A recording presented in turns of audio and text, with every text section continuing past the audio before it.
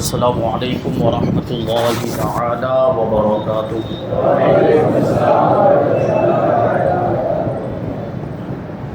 نحمده ونصلي ونسلم على رسوله الكريم اما بعد فاعوذ باللہ من الشیطان الرجیم بسم اللہ الرحمن الرحیم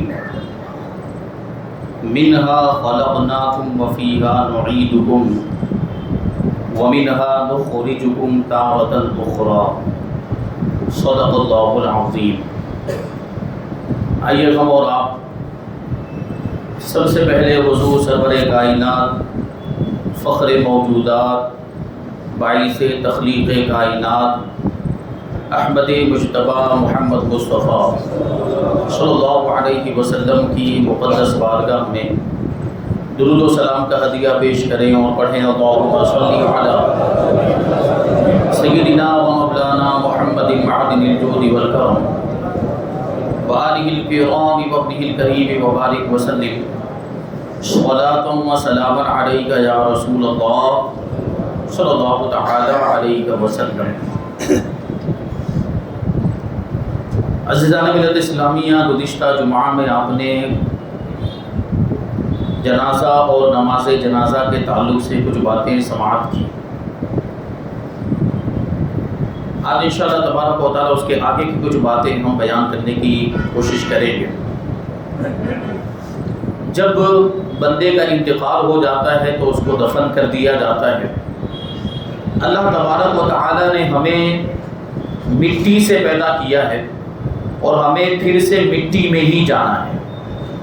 میں نے جو آیت کریمہ تلاوت کی، اللہ تبارک و تعالیٰ فرماتا ہے منہا خلقناکم وفیہا نعیدکم، کہ ہم نے اسی سے تم کو پیدا کیا، یعنی مٹی سے ہی تم کو پیدا کیا اور مٹی میں ہی تم کو لوٹائیں گے اور پھر اسی سے دوبارہ تمہیں نکالیں گے بھی، یعنی جب قیامت قائم ہوگی تو اسی مٹی میں سے اللہ تبارک و تعالیٰ ہمیں نکالے گا، دوبارہ زندہ فرمائے گا، میدان محشر میں جمع فرمائے گا اور وہاں پھر حساب و کتاب ہوگا۔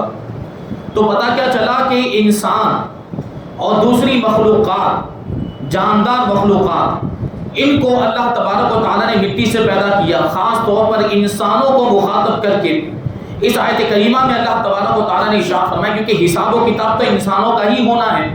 اللہ فرماتا ہے کہ تمہیں مٹی سے ہی پیدا کیا ہے اور تمہیں دوبارہ مٹی میں ہی ہم لے جائیں گے، یعنی قبر میں جانا ہے سب کو، اور قبر یہ ہمارا ایک ایسا ٹھکانہ ہے جس میں ہمیں قیامت تک رہنا ہے۔ جب تک قیامت قائم نہیں ہو جاتی وہاں تک ہمیں قبر کے اندر رہنا ہے، اور قبر ایک کالی کوٹھری کی طرح ہے جس میں نہ کوئی روشنی کا انتظام ہوگا، نہ کوئی چراغ ہوگا، نہ کوئی موم بتی ہوگی، نہ وہاں پہ بستر ہوگا، نہ ہی وہاں پر تکیے ہوں گے، بلکہ یہ خاک اور مٹی کا ہی بستر ہوگا، کچی اینٹوں کا تکیہ ہوگا، وہاں ایئر کنڈیشن نہیں ہوگا، بلکہ وہاں دیوار بھی نہیں ہوگی، وہاں کوئی دروازہ بھی نہیں ہوگا، وہاں کوئی کھڑکی بھی نہیں ہوگی، کوئی کام نہیں آئے گا، کوئی مونس نہیں ہوگا، کوئی غمخوار نہیں ہوگا، وہاں کوئی رشتہ دار ساتھ میں نہیں ہوگا، کوئی دوست ساتھ میں نہیں ہوگا، اور کوئی بھی وہاں پر آپ کا ساتھ دینے والا نہیں ہوگا، بلکہ ساتھ دینے والوں میں تو یہ کیڑے مکوڑے سانپ بچھو ہوں گے۔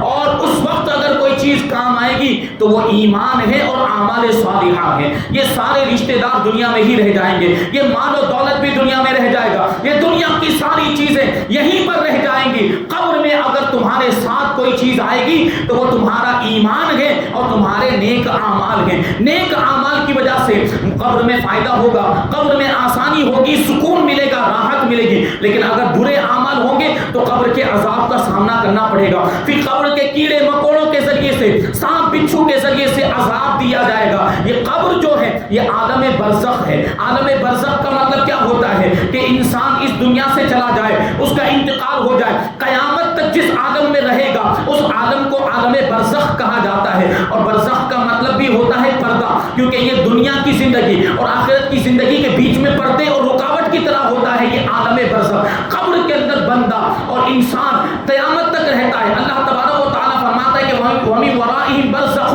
إِلَى يَوْمِ يُبْعَثُونَ کہ ان مرنے والوں کے پیچھے ایک پردہ رکھ دیا گیا ہے اور یہ اس پردے میں یعنی عالم برزخ میں اس دن تک رہیں گے جب ان کو دوبارہ زندہ کیا جائے گا. یعنی جب میدان محشر میں حاضر ہونے کے لیے قبروں سے دوبارہ اٹھایا جائے گا وہاں تک یہ لوگ عالم برزخ میں رہیں گے. تو یہ عالم برزخ قبر جو ہے یہ عالم برزخ ہے, قبر عالم برزخ ہے. اب آپ کے ذہن میں سوال آ رہا ہوگا کہ مسلمان تو دفناتے ہیں, مسلمانوں کی قبریں ہوتی ہیں, لیکن دوسری قوموں کی قبریں کہاں ہوتی ہیں؟ ان کے مردوں کو دفنایا نہیں جاتا. کچھ قوموں کا حال یہ ہے کہ وہ اپنے مردوں کو جلا دیا کرتے ہیں, کچھ قوموں کا حال یہ ہے کہ وہ کیا کہتے ہیں کنویں کے اندر اپنے مردوں کو لٹکا دیتے ہیں, اور کچھ مردوں کا حال یہ ہوتا ہے ہم اور آپ دیکھتے ہیں کہ سمندر میں ڈوب کے مر جاتے ہیں, مچھلیاں ان کو کھا جاتی ہیں. اور کچھ مردے کچھ انسان ایسے ہوتے ہیں جن کو درندے جانور کھا جاتے ہیں اور ان کا گوشت پوست ان جانوروں کے پیٹ میں چلا جاتا ہے. تو پھر اس کا کیا مطلب ہوا؟ پھر ان کے لیے عالم برزخ کون سا ہوگا؟ تو جہاں جہاں ان کے جسم کے اجزاء موجود ہے وہی اس کے لیے عالم ارزخ ہے. اب عالم برزخ ہے, اگر کسی کو جلا دیا گیا تو جو راکھ کی شکل میں موجود ہے وہی اس کے لیے عالم برزخ ہے. اگر وہ کسی درندے کے پیٹ میں چلا گیا تو وہی اس کے لیے عالم برزخ ہے. اگر مچھلیوں نے اس کو کھا لیا ہے تو وہی اس کے لیے عالم برزخ ہے. اور یہ عالم برزخ میں قیامت تک رہنا ہے, جب تک کہ قیامت قائم نہیں ہو جاتی, دوبارہ زندہ نہیں کیا جاتا, وہاں تک ان جگہوں پر رہنا ہے. اور جب قیامت قائم ہونے والی ہوگی اللہ تبارک و تعالی قبروں میں سے بھی جو قبر میں گئے ہیں ان کو دوبارہ زندہ کرے گا, اور جو درندوں کے پیٹ میں چلے گئے اللہ تبارک و تعالی وہاں سے ان کو زندہ کرے گا, اور جو مچھلیوں کے پیٹ میں چلے گئے یا جو چیر پھاڑ کرنے والے پرندے جن کے جسموں کو ایسے پرندوں نے کھا لیا ہوگا, ایسے پرندوں کے پیٹ سے بھی اور مچھلیوں کے پیٹ سے بھی اللہ تبارک و تعالی ان کے جسم کے اجزاء کو دوبارہ جمع کرے گا اور ان میں روح پھونک کر ان کو پھر سے زندہ کر دے گا. کیونکہ اللہ تبارک و تعالی ہر شے پر قادر ہے, اللہ تبارک و تعالی ہر ممکن چیز پر قادر ہے. اللہ تبارک و تعالی ہمیں پہلی مرتبہ پیدا کرنے پر بھی قادر ہے اور دوسری مرتبہ دوبارہ زندہ کرنے پر بھی قادر ہے. یہاں تو ایک مرتبہ ہمارا جسم وجود میں آ چکا ہے, یہ الگ بات ہے کہ اجزاء بکھر گئے ہیں, یہ الگ بات ہے کہ جسم بوسیدہ ہو گیا, ہڈیاں گل گئی ہیں, اور یہ کوئی درندے کے پیٹ میں چلا گیا, کوئی مچھلی کے پیٹ میں چلا گیا, کوئی چیر پھاڑ کھڑنے والے پرندے کے پیٹ میں چلا گیا, کوئی جل کر راکھ ہو گیا ہے. جب ہم کچھ نہیں تھے تو اس نے ہمیں وجود بخشا, جب ہم ایک بار پیدا ہو چکے ہیں تو وہ بدرجہ اولا ہمیں دوبارہ زندہ کر سکتا ہے. جب ہمیں وہ معدوم سے موجود کر سکتا ہے تو جو ایک بار موجود ہو چکا ہے اسے دوبارہ زندہ کرنا اس کے لیے کون سی مشکل بات ہے؟ یہ پروردگار ہے, یہ اس کی شان ہے. ہم جب دوبارہ زندہ ہوں گے میدان محشر میں ہمیں حاضر ہونا ہے, لیکن یہ جو قبر والی زندگی ہے یہ بڑی کٹھن زندگی ہے, بڑی مشکل زندگی ہے. یہ قبر کا جو معاملہ ہے اگر یہ ہمارا حل ہو گیا اور قبر میں ہمارے لیے اگر آسانی ہو گئی تو پھر آگے بھی آسانی ہوگی. قبر میں اگر ہمارے لیے آسانی ہو گئی تو آگے بھی ہمارے لیے آسانی ہوگی. یہ عالم برزخ کی پہلی منزل ہے. قبر جو ہے یہ عالم برزخ کی پہلی منزل ہے. حضرت عثمان غنی رضی اللہ تعالی عنہ روایتوں میں آیا کہ ایک مرتبہ ایک قبر کے پاس سے گزرے تو رونے لگ گئے اور اتنے آنسو بہائے اور اتنا زیادہ روئے کہ آپ کی داڑھی مبارک آنسوؤں کی وجہ سے تر ہو گئی. اور ساتھ ہی ساتھ آپ نے یہ بھی فرمایا کہ اللہ کے رسول صلی اللہ علیہ وسلم کو میں نے یہ فرماتے ہوئے سنا ہے کہ قبر یہ آخرت کی منزلوں میں سے پہلی منزل ہے. جو یہاں پر نجات پا گیا اس کے حساب میں بھی آسانی ہوگی, اور جس کے لیے یہاں پر آسانی نہیں ہوئی اس کے لیے پھر آگے بھی سختی ہوگی. اس لیے قبر بھی ایک امتحان کی طرح ہے. قبر کی ہمیں تیاری کرنی چاہیے تاکہ قبر میں ہمارے لیے آسانی ہو, قبر میں مشکلوں کا سامنا نہ کرنا پڑے, عذاب قبر سے اللہ تبارک و تعالی ہماری حفاظت فرمائے. ایسی ہمیں تیاری کرنی چاہیے, کیونکہ اس قبر کے بارے میں اللہ کے رسول صلی اللہ علیہ وسلم نے فرمایا ان القبر روضۃ من ریاض الجنہ وحفرۃ من حفر النار, کہ یہی قبر یہ کسی کے لیے جنت کے باغوں میں سے ایک باغ ہے تو کسی کے لیے جہنم کے گڑھوں میں سے ایک گڑھا ہے. جو مومن متقی پرہیزگار ہوتا ہے اس کی قبر جنت کا باغ بنا دی جاتی ہے, اور جو بدکار ہوتا ہے, جو گنہگار ہوتا ہے, منافق اور کافر ہوتا ہے, اس کی قبر جہنم کے گڑھوں میں سے ایک گڑھا بنا دی جاتی ہے. تو اب ہمیں آپ کو فیصلہ کرنا ہے, ہمیں آپ کو دیکھنا ہے ہم کیسی قبر چاہتے ہیں. ہم جنت کے باغ والی قبر چاہتے ہیں یا جہنم کے گڑھے والی قبر چاہتے ہیں؟ یقیناً ہمیں آپ میں سے ہر کوئی یہ چاہتا ہے کہ اس کی قبر جنت کے باغوں میں سے ایک باغ بن جائے. تو اس کے لیے تیاری بھی کرنی پڑے گی, اس کے لیے ویسے اعمال کرنے پڑیں گے, نیک اعمال کرنے پڑیں گے, تب ہماری قبر جنت کے باغوں میں سے ایک باغ بنے گی. ہمیں اس کے لیے کوشش کرنی پڑے گی. یہ کیا ہوتا ہے جب بندہ مومن کا انتقال ہوتا ہے, جب بندہ مومن کو قبر میں دفن کیا جاتا ہے تو قبر اس استقبال کرتی ہے،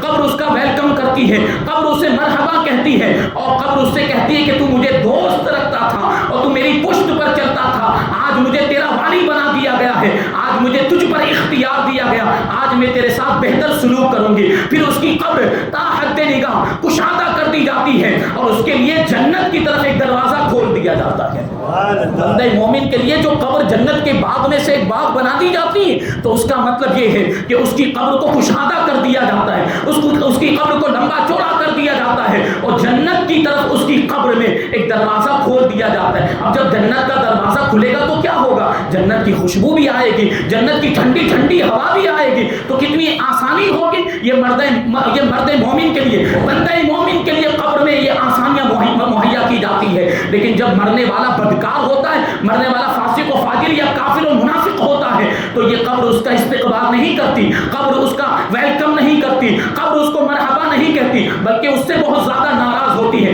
سارے انسانوں میں سب سے زیادہ وہ اس سے نفرت کرتی ہے، اور یہ قبر پھر اس نافرمان بندے سے کہتی ہے کہ تو میری پشت پر چلتا تھا، آج تو میرے اندر آیا ہے، آج مجھے تجھ پر قابو دیا گیا، مجھے تجھ پر اختیار دیا گیا، اب دیکھ میں تیرے ساتھ کیا سلوک کرتی ہوں۔ تو پھر قبر اس سے لپٹ جاتی ہے، قبر اس پر تنگ ہو جاتی ہے اور اس کی پسلیاں آپس میں ایک دوسرے میں مختلف ہو جاتی ہیں، یعنی پسلیاں آپس میں ایک دوسرے میں پیوست ہو جاتی ہیں، اور اس پر 70 سانپ ایسے مسلط کیے جاتے ہیں کہ اگر ان میں سے ایک سانپ زمین پر پھنکار لے تو زمین میں کوئی چیز پیدا نہ ہو، ایسے سانپ اس کو ڈستے رہتے ہیں، اس کو ڈنک مارتے رہتے ہیں، اس کے جسم سے لپٹے رہتے ہیں، یہاں تک کہ حساب کا وقت آ جائے گا، یعنی میدان محشر قائم ہوگا، وہاں تک یہ کافر کو، فاسق و فاجر کو قبر کے اندر یہ سانپوں کے ذریعے اور کیڑے مکوڑوں کے ذریعے عذاب دیا جاتا رہے گا۔ حدیث شریف میں آیا، حضرت ابو سعید خدری رضی اللہ تعالیٰ عنہ روایت کرتے، ترمذی شریف کی حدیث ہے کہ یہ جو قبر ہے یہ روزانہ آواز دیتی ہے۔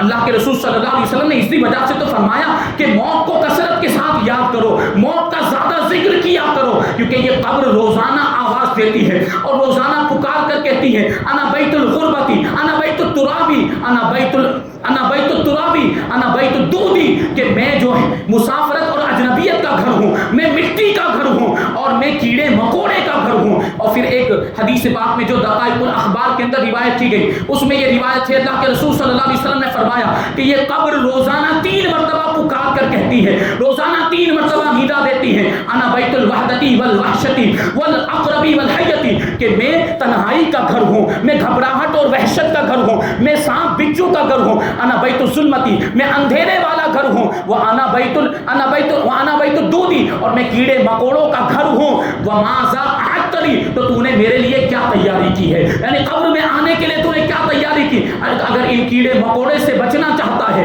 اگر سانپ بچھو سے بچنا چاہتا ہے، تنہائی کی گھبراہٹ سے بچنا چاہتا ہے، تو نیک اعمال کر کے آنا۔ یہ قبر روزانہ پکارتی ہے، ہمیں آواز نہیں آتی، لیکن جو اللہ کے نیک بندے ہوتے ہیں وہ اس کو محسوس کر لیا کرتے ہیں، جن کو اللہ تبارک و تعالیٰ توفیق عطا فرماتا ہے، ہدایت عطا فرماتا ہے، پھر وہ قبر کے لیے تیاری کرتے ہیں، قبر کی آسانی کے لیے، عذاب قبر سے بچنے کے لیے تیاریاں کرتے ہیں، یعنی وہ نیک اعمال کرتے ہیں، پھر وہ اللہ کی نافرمانی کے کام نہیں کرتے ہیں۔ تو یہ قبر کا معاملہ ہے کہ جب بندہ قبر میں جاتا ہے تو اس کے ساتھ اس طرح کے، اگر وہ نیک ہوگا تو اچھا سلوک ہوگا، اگر برا ہوگا تو اس کے ساتھ برا سلوک ہوگا۔ حدیث پاک میں آیا ہے، حضرت برا ابن عازب غالباً اس کے راوی ہیں، یا حضرت ابو ہریرہ رضی اللہ تعالیٰ عنہ راوی ہیں، کہ ان العبد اذا وضع في قبره وتولى عنه اصحابه وانه يسمع قرع نعالهم، کہ جب بندے کو اس کی قبر میں رکھ دیا جاتا ہے اور اس کے ساتھی دفن کرنے کے بعد قبرستان سے واپس ہو جاتے ہیں تو وہ اپنے ساتھیوں کے جوتوں کی آواز کو بھی سنتا ہے، اپنے ساتھیوں کے جوتوں کی آواز کو بھی سنتا ہے۔ پھر کیا ہوتا ہے، اتاہ ملکان، اس کے پاس 2 فرشتے آتے ہیں، فیقعدانہ، اور اس کو بٹھاتے ہیں، فیقولان، اور بٹھا کر اس سے سوال پوچھتے ہیں، ما كنت تقول في هذا الرجل لمحمد صلی اللہ علیہ وسلم، حضور پاک صلی اللہ علیہ وسلم کی طرف اشارہ کر کے وہ 2 فرشتے اس سے سوال کرتے ہیں کہ اس شخص کے بارے میں کیا کہتا تھا، اس شخص کے بارے میں دنیا میں کیا کہا کرتا تھا۔ تو وہ اگر بندہ مومن ہوگا تو وہ جواب دیتا ہے، اشہد انہ عبد اللہ و رسولہ، میں گواہی دیتا ہوں کہ یہ اللہ کے بندے اور اس کے رسول ہیں۔ پھر وہ دونوں فرشتے اس مومن بندے سے یہ کہتے ہیں کہ انظر الی مقعدک من النار قد ابدلک اللہ بہ مقعدا من الجنۃ، کہ تو اپنے جہنم کے ٹھکانے کو دیکھ لے جس کو اللہ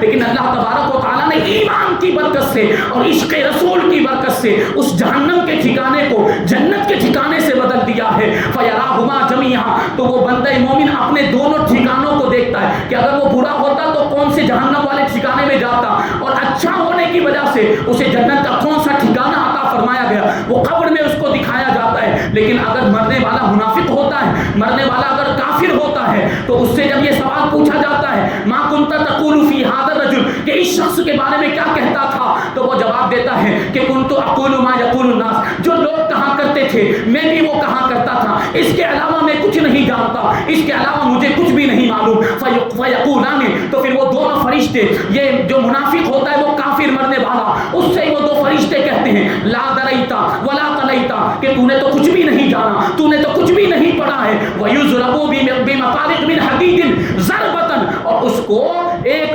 لوہے کے گرز سے, لوہے کے ہتھوڑے سے ایسی مار ماری جاتی ہے. فَيَصِيحُ صَيْحَةً يَسْمَعُهَا مَن يَلِيهِ غَيْرَ الثَّقَلَيْنِ, کہ جس کی وہ ایسا ہتھوڑا مارا جاتا ہے, لوہے کا ہتھوڑا فرشتے اس کو مارتے ہیں, جس کی مار لگنے کی وجہ سے وہ ایسا چیختا ہے, ایسا چلاتا ہے کہ جن اور انسان کے علاوہ ساری مخلوقات اس کی چیخ و پکار کو سنتی ہے. جنات کو نہیں سنائی دیتا, انسانوں کو نہیں سنائی دیتا, کیونکہ اس میں بھی بڑی حکمت ہے کہ قبر کے اندر عذاب ہو رہا ہے, قبر کے اندر ہتھوڑے مارے جا رہے ہیں, اور قبر کے اندر سوال و جواب کی سختیاں ہو رہی ہے. یہ اگر لوگوں پر ظاہر ہو جائے تو لوگوں کی زندگی مشکل ہو جائے گی, لوگوں کی خوشیاں ختم ہو جائے گی, لوگ ہنسنا چھوڑ دیں گے. اگر جو مردہ اندر چلاتا ہے, جو چیختا ہے, پکارتا ہے, لوگوں کو اس کی آواز آنے لگ جائے تو ہماری زندگی اجیرن بن جائے گی. اس لیے جنات اور انسان کو وہ آواز سنائی نہیں دیتی, یہ بھی اللہ تبارک و تعالیٰ کی قدرت ہے. لیکن جنات اور انسان کے علاوہ دوسری مخلوقات ان آوازوں کو سنا کرتی ہے.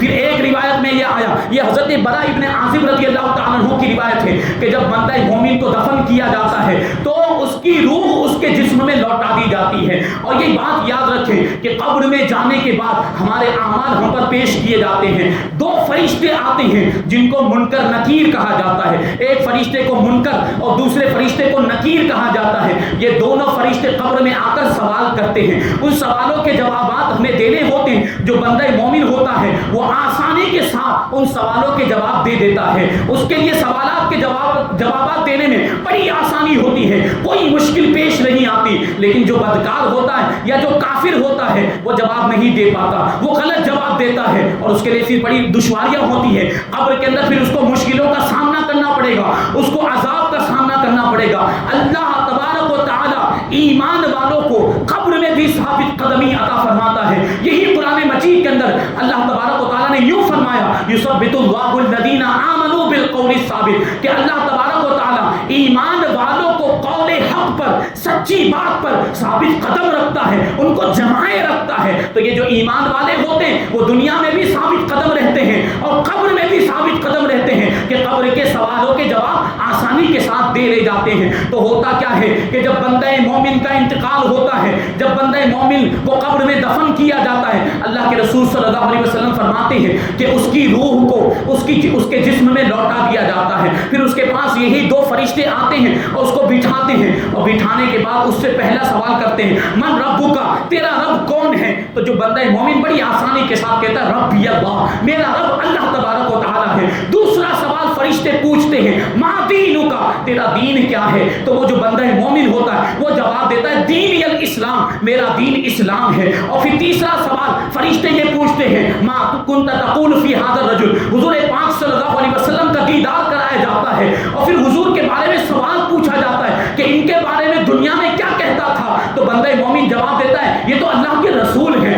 یہ تو ہمارے آقا ہیں, یہ تو ہمارے نبی ہیں. تو پھر فرشتے اس سے پوچھتے ہیں کہ یہ تو نے کیسے جانا؟ تو وہ جواب دیتا ہے میں نے اللہ کی کتاب قرآن مجید کو پڑھا, میں نے اس کی تصدیق کی اور پھر رسول پاک صلی اللہ علیہ وسلم پر ایمان لایا. اس طریقے سے میں نے نبی پاک صلی اللہ علیہ وسلم کو جانا. جب بندہ مومن یہ جواب دیتا ہے پھر کیا ہوتا ہے فینادی منادی من السماء ان صدق عبدی فافرشوه من الجنہ والبسوه من الجنہ وافتحوا له بابا من الجنہ یا الى الجنہ وافتحوا له بابا الى الجنہ. جب بندہ مومن سارے سوالوں کے صحیح جواب دے دیتا ہے تو اللہ اللہ کی طرف سے پکارنے والا پکار کر کہتا ہے کہ میرے اس بندے نے سچ کہا ہے، میرے اس بندے نے صحیح جواب دیا ہے، لہٰذا اس کے لیے جنت کا بچھونا بچھا دو، اس کی قبر میں جنت کا بچھونا بچھا دو اور اسے جنت کا لباس پہنا دو اور جنت کی طرف اس کے لیے ایک دروازہ کھول دو۔ لہٰذا اس کی قبر میں جنت کا بچھونا بچھا دیا جاتا ہے، اس کو جنت کا لباس پہنا دیا جاتا ہے اور جنت کی طرف اس کی قبر میں ایک دروازہ کھول دیا جاتا ہے، جس دروازے سے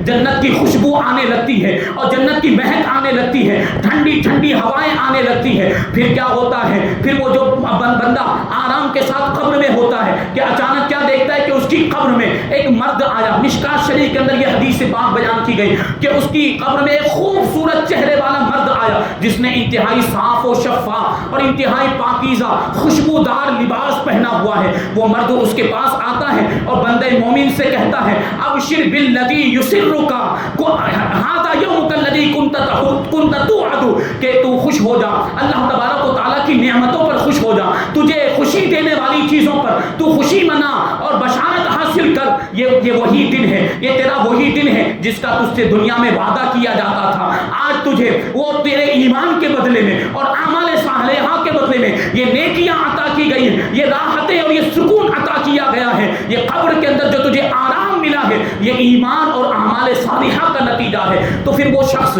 قبر میں جو بندہ مومن ہوتا ہے یہ خوبصورت چہرے والے مرد سے پوچھتا ہے من انت فوجهك الذی یجیء بالخیر، کہ آپ کون ہیں، کیونکہ آپ کا چہرہ خیر کی خبر دیتا ہے، آپ کا چہرہ بھلائی لاتا ہے، آپ کون ہیں یہ تو بتائیے۔ تو پھر وہ جو آنے والا مرد ہوتا ہے وہ کہتا ہے انا عملک الصالح، میں تیرے نیک اعمال ہوں، میں تیرا نیک عمل ہوں، میں تیرا نیک جو دنیا میں تو کیا کرتا تھا اچھے کام میں وہی ہوں، اور وہ تجھے قبر میں خوشخبری دینے کے لیے آیا۔ پھر کیا کہتا ہے وہ بندہ مومن، وہ قبر میں جو اپنے رب کی بارگاہ میں عرض کرتا ہے ربی اقم الساعہ، ربی اقم الساعہ کی ارجع الی اہلی و مالی، کہ اے پروردگار جلدی سے قیامت قائم کر دے، جلدی سے قیامت قائم کر دے تاکہ میں اپنے گھر والوں کی طرف لوٹ جاؤں، اپنے مال کی طرف لوٹ جاؤں۔ مطلب یہ ہے کہ قبر میں اس کو کوئی تکلیف ہی نہیں ہوگی، قبر میں اس کو راحت ہوگی، سکون ہوگا، اس لیے وہ جلدی سے قبر سے نکلنا چاہے گا، اپنے اہل و عیال سے ملنا چاہے گا، کیونکہ اس کو قیامت کا خوف نہیں ہوگا، اس کو جہنم کا ڈر نہیں ہوگا، کیونکہ قبر کے اندر اس کے ساتھ جو معاملات ہوئے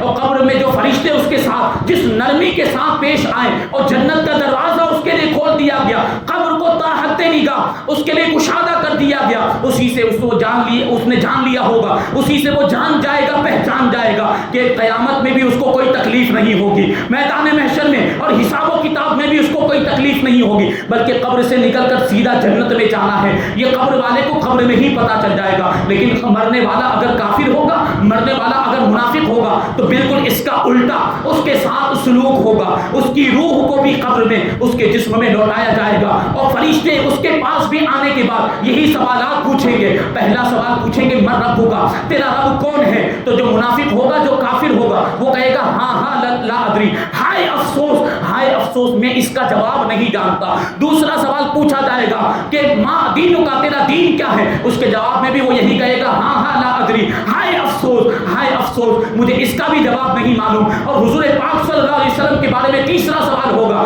کہ ان کے بارے میں کیا کہتا تھا؟ تو اس کے جواب میں بھی وہ منافق اور کافر یہی کہے گا کہ ہاں لا ادری، اس کا جواب بھی مجھے نہیں آتا، اس کا جواب بھی مجھے نہیں معلوم، مجھے اس بات پر بہت افسوس ہے۔ پھر کیا ہوگا؟ فَيُنَادِي مُنَادٍ مِنَ السَّمَاءِ أَن كَذَبَ فَأَفْرِشُوهُ مِنَ النَّارِ وَافْتَحُوا لَهُ بَابًا إِلَى النَّارِ، کہ پھر اللہ تبارک و تعالیٰ کی طرف سے پکارنے والا پکار کر کہے گا کہ اس نے جھوٹ کہا، یہ صحیح جواب نہیں دے پایا ہے، اس لیے اس کے لیے جہنم کا بچھونا اس کی قبر میں بچھاؤ اور اس کی قبر میں جہنم کی طرف ایک دروازہ کھول دو۔ فَيَأْتِيهِ مِنْ حَرِّهَا وَسَمُومِهَا، جب اس کی قبر میں جہنم کی طرف دروازہ کھول دیا جائے گا تو جہنم کی گرمی اور جہنم کی لو اس کی قبر میں آنے لگے گی۔ اب اس کی قبر بھی گرم ہو جائے گی، اس کو قبر میں سخت تکلیف کا سامنا کرنا پڑے گا۔ وَيُضَيِّقُ عَلَيْهِ قَبْرُهُ، اس کی قبر اس پر تنگ ہو جائے گی، قبر اس کو دبائے گی، قبر اس کو دبائے دبائے گی حتی تختلف فیہ اضلاعہ، یہاں تک کہ اس کی پسلیاں آپس میں ایک دوسرے میں پیوست ہو جائے گی.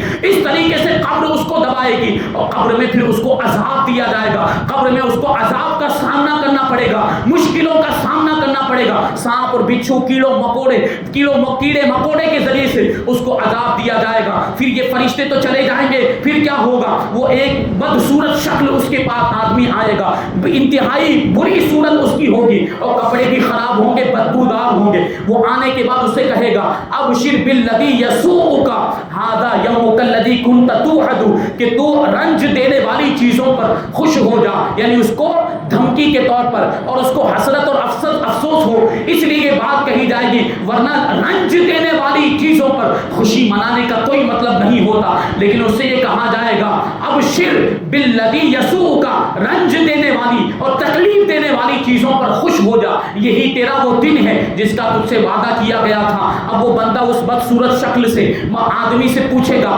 بری قبیح صورت والے مرد سے پوچھے گا کہ من انت فوجهک الذی یجیء بالشر، کہ تم کون ہو، یہ تمہارا چہرہ برائی لاتا ہے، تمہارا چہرہ شر کی خبر دیتا ہے. تو وہ جو بری شکل و صورت والا آدمی جو اس کی قبر میں آیا ہوگا وہ جواب دے گا انا عملک الخبیث، میں تیرے برے اعمال ہوں، میں تیرا برا عمل ہوں جو تو دنیا میں کیا کرتا تھا اور آج مجھے اس شکل میں تیری قبر کے اندر بھیجا گیا ہے. تو یہ دیکھیں قبر والوں کے حالات. اگر مرنے والا اچھے اعمال کرتا ہوگا، مرنے والا اگر ایمان والا ہوگا تو قبر میں اس کے لیے آسانیاں ہی آسانیاں، آرام ہی آرام اور نعمتیں ہی نعمتیں ہوں گی. لیکن مرنے والا اگر برا ہوگا، مرنے والا اگر بدکار ہوگا، مرنے والا فاسق و فاجر گنہگار منافق و کافر ہوگا تو قبر میں اس کے لیے دشواریاں ہوگی. اس کو پھر عذاب قبر کا سامنا کرنا پڑے گا. دنیا جس طریقے سے مختلف ہوتی ہے، دنیا کی زندگی الگ الگ طرح کی ہوتی ہے. کسی کی دنیا کی زندگی آسانی والی ہوتی ہے، کسی کی دنیا کی زندگی مشکل والی ہوتی ہے. کسی کے پاس دیکھیں تو مال و دولت کی کثرت ہے،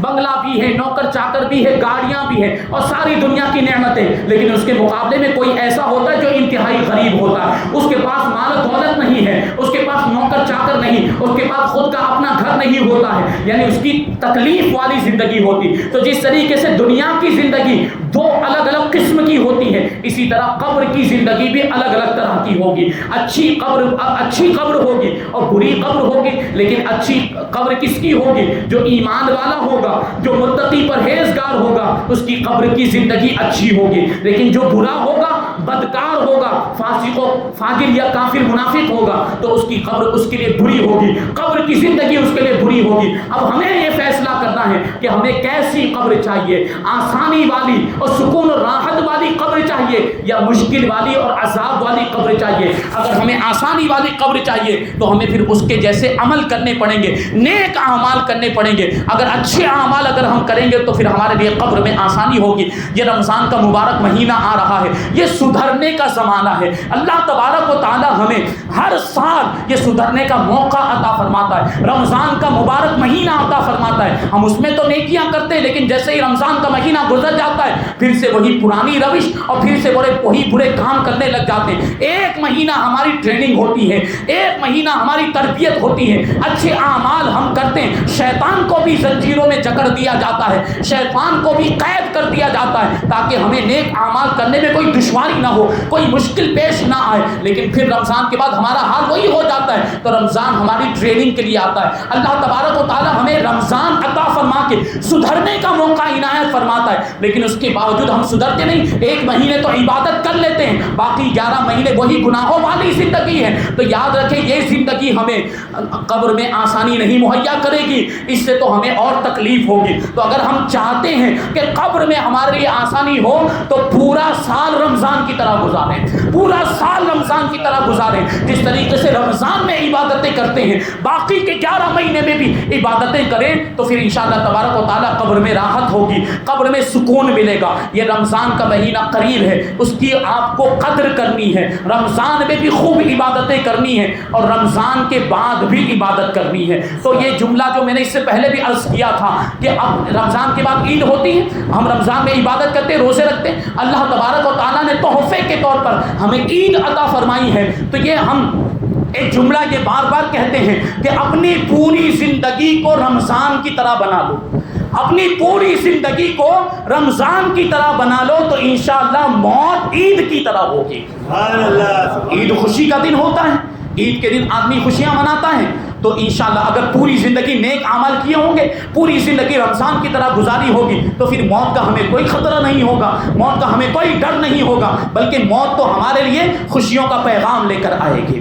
تو یہ ہمیں اس پر عمل کرنا ہے. اللہ تبارک و تعالیٰ کی بارگاہ میں دعا ہے کہ جو کچھ بھی بیان ہوا اس پر ہم سب کو عمل کرنے کی توفیق عطا فرمائے، نیکیوں والی زندگی گزارنے کی توفیق عطا فرمائے، اور قبر میں بھی ہمارے لیے آسانی فرمائے، عذاب قبر سے ہم سب کی حفاظت فرمائے، ایمان کی سلامتی عطا فرمائے، اور ایمان پر ہی ہم سب کا خاتمہ فرمائے.